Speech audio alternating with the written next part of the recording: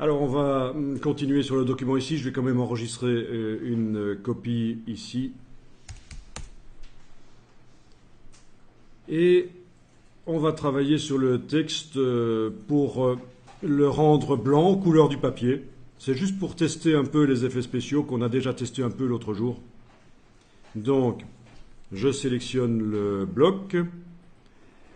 J'indique que je change la couleur du texte. Ici. D'accord.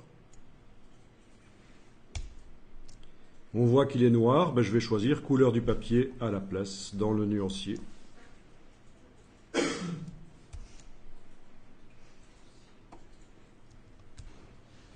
Alors, ce genre de choses me paraît déjà pas mal du tout. On est à l'époque du flat design, c'est-à-dire que les ombres, les reliefs, vous oubliez, en fait, il vaut mieux éviter. Ça va peut-être revenir un jour à la mode, mais pour l'instant, on est dans le flat design et il faut s'intéresser aux tendances graphiques. Et le meilleur moyen de s'y intéresser, c'est de s'abonner à des groupes ou des pages sur Facebook, des pages d'agences de pub, de groupes d'utilisateurs de logiciels et des Pinterest aussi. Bon, il faut suivre l'actualité grâce à d'autres personnes qui publient notamment leurs travaux ou des travaux qu'ils voient ailleurs. Donc il faut se tenir au courant. Donc pour l'instant, on est dans le flat design. Voilà, donc pour l'instant, on est dans le flat design. Le design plat. Voyons un peu le design plat sur Wikipédia. Ça, c'est comme tout le reste dans l'histoire de l'art, c'est des cycles. Une fois qu'on en a marre d'un truc, on revient avec autre chose. Et on a l'impression que c'est nouveau. Et les vieux râlent parce qu'ils disent les jeunes croient que c'est nouveau, mais on faisait déjà ça quand on était vieux. Quand on était jeune.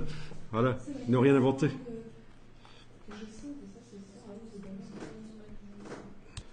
Voilà. Donc le design plat, un style d'interface graphique, hein, donc c'est pour faire des sites web, mais ça a évidemment une influence sur tout le reste, sur la manière dont on fait le reste.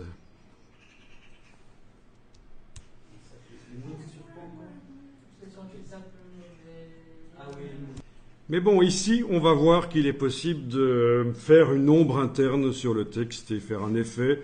Alors pourquoi pas, à voir. Je sélectionne le bloc. Et on va dans le menu Objet, Effets, Transparence. C'est ma porte d'entrée vers les effets spéciaux. Objet, Effets, Transparence. Alors peut-être que c'est parce que vous êtes avec le petit T ici enclenché. Objet, Effet. En effet, tout est grisé. Donc revenez, revenez avec la modification de la couleur du bloc. Objet, effet, transparence. Et on va modifier, on va faire une ombre interne, mais attention, pas ici. Parce que si vous enclenchez ça là, ben ça vous fait une ombre interne sur le bloc, sur l'objet en fait. Ça peut être bien, mais dans ce cas-là, je désactive. Et on va aller travailler spécifiquement sur le texte. Texte, lueur, pas lueur interne, ombre interne. Et voilà. D'accord. Bon, bonne question. Étant donné qu'au départ c'était une image, ce bloc-là, qui est un bloc texte maintenant, est resté sur le calque des images flottantes. Bon. Dans ce cas-ci, vu qu'il n'y a que des images sur la page, je le laisserai à côté des images. Oui. C'est vous qui gérez, mais là, c'est pas nécessaire de l'envoyer sur le calque du texte, non. Parce qu'on peut considérer que c'est aussi une image. Hein, c'est du texte, mais c'est fort graphique, quoi. Bon, donc, objet, effet, transparence. Quand je reviens dans la boîte, pour voir l'effet spécial, il faut que j'aille sur le niveau du texte. Pour voir les réglages de l'ombre interne, il faut que je clique sur son nom. Et je les vois ici. Oui, parce que ça, c'est quelque chose qui, pour les débutants, n'est pas toujours évident. Euh, on enclenche un effet, tiens, j'enclenche la lueur externe. Ok, il y a de la lueur externe. Mais tiens, il y a un problème, InDesign bug. Quand je modifie les choses ici, ça modifie l'ombre et pas la lueur externe. Ben oui, ben c'est normal. Si tu veux voir les réglages de la lueur externe, tu cliques sur son nom. C'est comme ça. Et ça arrive très souvent que on n'a pas compris que il y a deux colonnes là en fait. Il y a la colonne où on enclenche l'effet et il y a la colonne où on demande de voir ces réglages.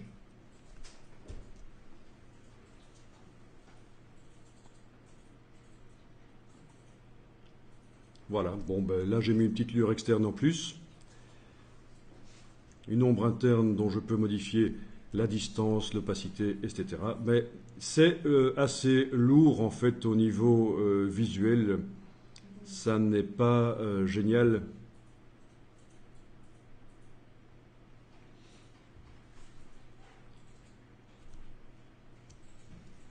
Comme résultat. Il faut voir, c'est peut-être adapté à un certain travail, c'est toujours ça. Hein. Dire que c'est moche, ça ne nous avance pas beaucoup. Euh, je vous mets au défi de vendre quelque chose à des enfants en faisant un look de bijouterie parisienne, genre Cartier, ça va pas passer. Et pourtant, peut-être que les catalogues de Cartier pour les bijoux sont super beaux, je sais pas, mais c'est pas adapté au public, quoi. Peut-être qu'un truc plus moche, entre guillemets, passera mieux chez les enfants. Ça va peut-être plus les attirer. En plus, il faut savoir que les enfants voient des couleurs que nous ne voyons pas. Ben oui, quand on est jeune, on a une vision plus grande des couleurs. Il y a des choses, des couleurs qu'on perd avec l'âge. Et voilà. Donc, à moins que je me trompe, il est difficile dans InDesign d'enregistrer ça, mais je vais aller vérifier. Dans les styles, ben non, il n'y a pas les styles graphiques. Donc je peux me tromper, mais je ne crois pas qu'on puisse stocker une description des effets. Mais si vous trouvez, pourquoi pas. Alors, je vous laisse éventuellement voir ça. Qu'est-ce qu'on peut faire d'autre? Bon, ben, éventuellement, sur le texte, je peux ajouter un contour. Ça ne se fait pas par les effets, ça se fait par la palette des outils. Hein. Donc, en indiquant que sur ce bloc qui est actuellement sélectionné, je travaille spécifiquement sur les couleurs du texte. Je mets la case contour en avant-plan et je peux aller mettre peut-être un petit contour. Alors attention, la qualité a l'air d'être mauvaise, mais quand ça sortira dans le PDF, ça devrait être meilleur. Alors contour. Contour, est-ce qu'on peut mettre un contour d'une couleur différente? Oui, voilà. Contour cyan sur le texte. Ok, l'épaisseur, etc. Vous changez par la palette contour si vous voulez. Ensuite, oui, même la couleur du texte pourrait être modifiée si on veut. Je pourrais mettre du noir, mais en le diminuant pour que ce soit un peu plus gris. Oui, vous voyez? Donc le gris, c'est du noir et vous le teintez. Là, je suis sur la couleur de fond du texte. Bon. À vous de voir ce qui est le mieux. Sinon, je peux mettre voilà, du jaune teinté. Oui, n'oubliez pas que vous avez la teinte. Vous avez la possibilité de teinter, c'est-à-dire qu'à l'impression, les points seront plus petits et plus espacés. Enfin, non, pas plus espacés les uns des autres, mais plus petits en tout cas. Du fait qu'ils soient plus petits, les points d'encre, les points de trame sur le papier, ben, ils seront plus espacés les uns des autres. Donc c'est comme ça qu'on fait en sorte qu'une couleur soit moins forte sur le papier. On joue là-dessus. Le texte en transparence, il fallait cocher quelque chose parce que moi, il est toujours noir. Voilà, donc c'est pas si évident que ça. Et bon, sachez que ça c'est dans InDesign, mais vous pouvez très bien faire la chose dans Illustrator et l'amener, bien sûr. D'ailleurs, on va tester amener un titre Illustrator dans InDesign. Il y a deux manières de transférer par importation et par copier-coller. Et les deux manières ont leurs avantages et leurs désavantages.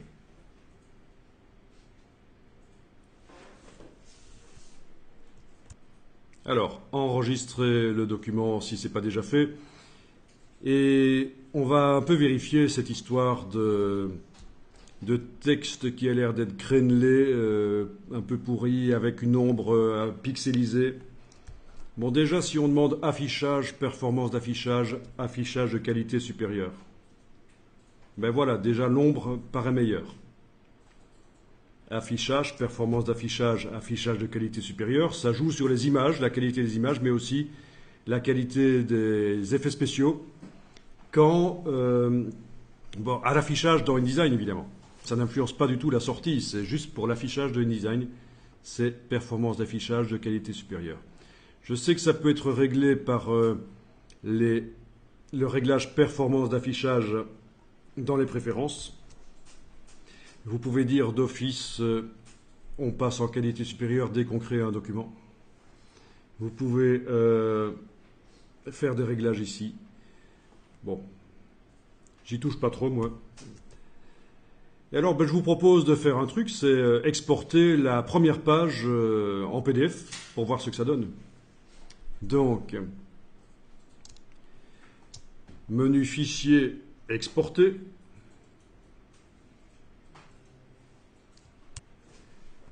Ok, je vais faire une exportation pour l'impression. Je clique sur enregistrer, donc je la mets dans le dossier là où il y a déjà toutes mes choses. Et il va falloir indiquer ici que je n'exporte que la première page. Donc étendu et j'indique 1. Ben, c'est la page 1. Mais au fait, elle n'existe pas, la page 1. C'est la page 44. Donc là, je pense qu'il va foirer si on demande d'exporter la page 1. Il va dire qu'elle n'existe pas. On va indiquer 44. Voilà. Vous avez la possibilité d'exporter page et planche, mais ça, c'est une notion qu'on verra quand on fera un document recto-verso. Pour l'instant, comme c'est un document seulement recto, les pages et les planches, c'est exactement la même chose, en fait. Et vous avez compris en fait qu'une planche, c'est la double page, gauche et droite. Quand il s'agit de montrer un PDF sur écran, on fait souvent une exportation PDF des deux pages de InDesign qui vont se réunir en une page PDF. Logique. Hein. Mais ici, non, ça n'a pas d'importance. Alors, il y a un petit point d'exclamation ici, en effet. Pourquoi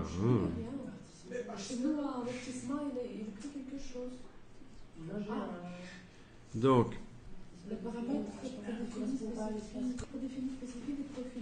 non, ça n'a pas trop d'importance ici, c'est certainement dû à la sortie qu'on n'a pas réglée.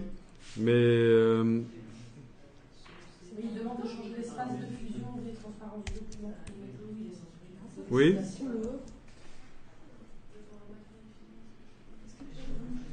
Il indique ça, vous avez vu ça quelque part, ici?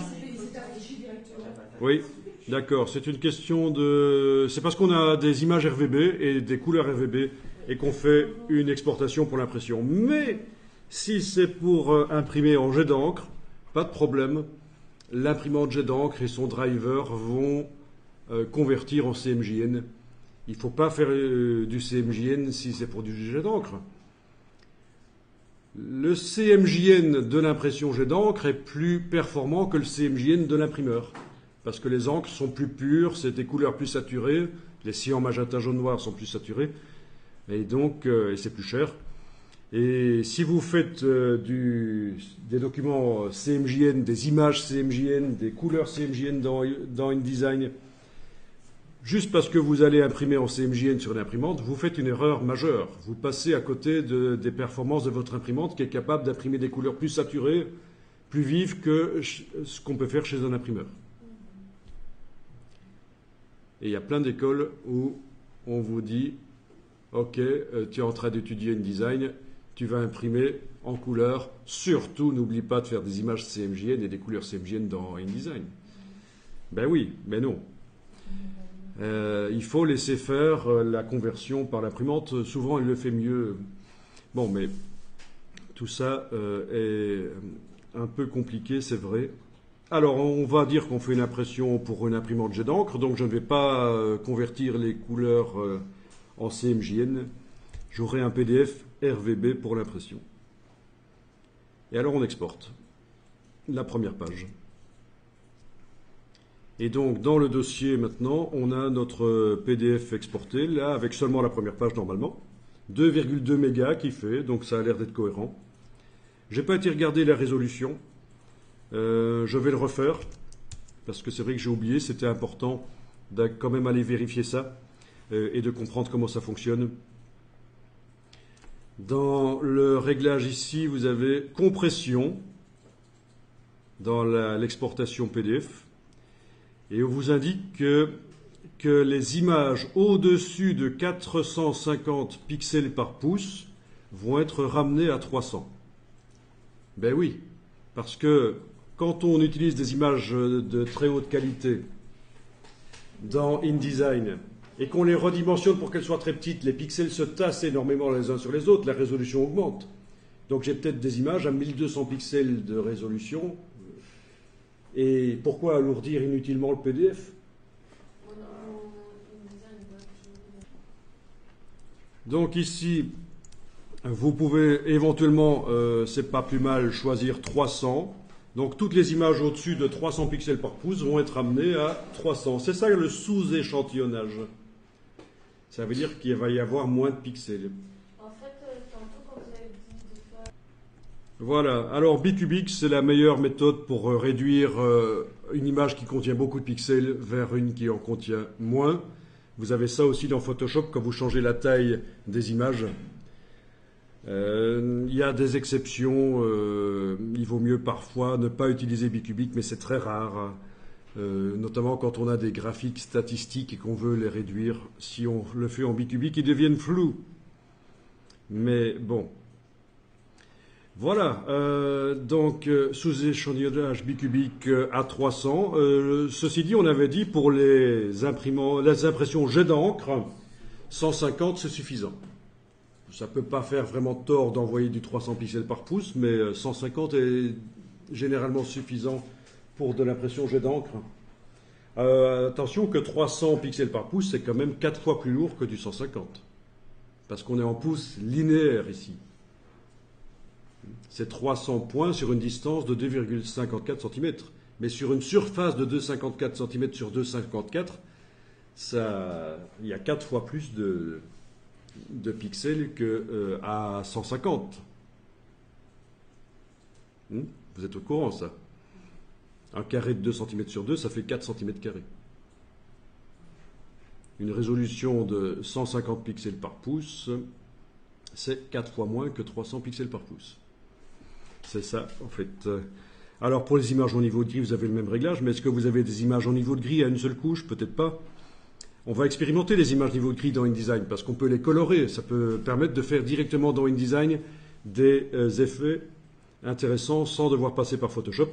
C'est un héritage des anciens logiciels de mise en page, comme Quark Express, qui permettait déjà de faire ça, évidemment. Et c'est resté dans InDesign. Les images monochromes, ce sont des images typiquement des logos. Il n'y a qu'un seul niveau de pixels. Je veux dire, c'est soit noir, soit blanc, mais il n'y a pas de gris. C'est ça, les images monochromes. Et c'est utilisé spécifiquement pour des logos ou quand on scanne du texte très fin et qu'on veut que ça le reproduire le plus précisément possible. Ça devient un peu spécifique. Eh bien, ok, je réexporte ce que j'avais déjà exporté et je vais l'ouvrir dans un logiciel de lecture de PDF. Donc sur le Mac, ça s'ouvre dans Aperçu. Alors Aperçu, c'est pas génial, ça ne permet pas de voir le PDF correctement. Il vaut mieux l'ouvrir dans Acrobat Reader, qui est en plus un logiciel gratuit que tout le monde peut avoir. Donc pas de problème. Donc je force le PDF à s'ouvrir dans Acrobat Reader, clic droit, ouvrir avec, et là j'ai tous les logiciels capables d'ouvrir du PDF, et je dois avoir le reader qui est quelque part. Oui, il y a le reader de mon système Windows 7 qui est sur le Mac, mais je ne vais pas l'utiliser. Ça lancerait Windows. Le reader, il est là.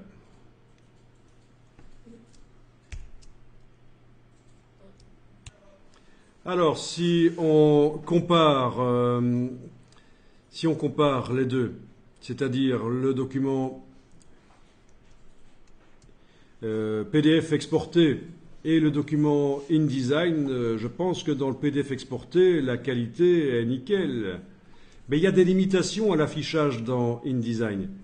Ici, c'est le F de mon mot Flamingo. Je vais dans InDesign maintenant et je suis bien en affichage de qualité supérieure. Je vais zoomer sur le F.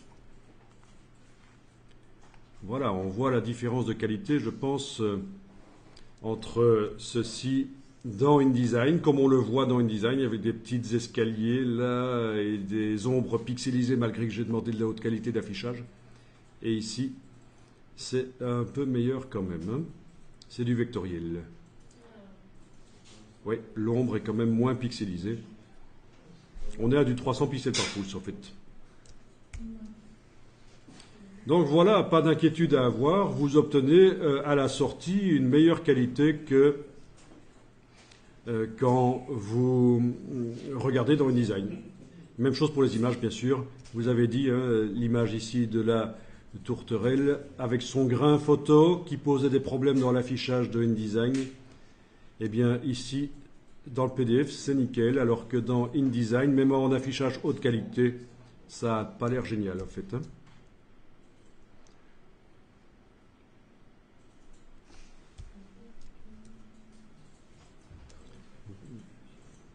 Ok, bon, j'annule pas ça, c'est le PDF que je voulais fermer. Si c'est quelque chose que vous allez imprimer sur du jet d'encre sur une feuille plus grande, il faut évidemment des traits de coupe pour pouvoir couper la feuille. Et ça se demande à la création du PDF. Alors on va pouvoir tester ça si vous voulez, l'insertion de traits de coupe. Alors les couleurs ont un peu changé quand même, parce qu'on n'a pas vraiment contrôlé les choses en fait, hein. Mais il est probable que ça ressemble plus à ce qu'on avait dans Photoshop. Ok, je ferme le document PDF et je suis de retour dans mon document InDesign.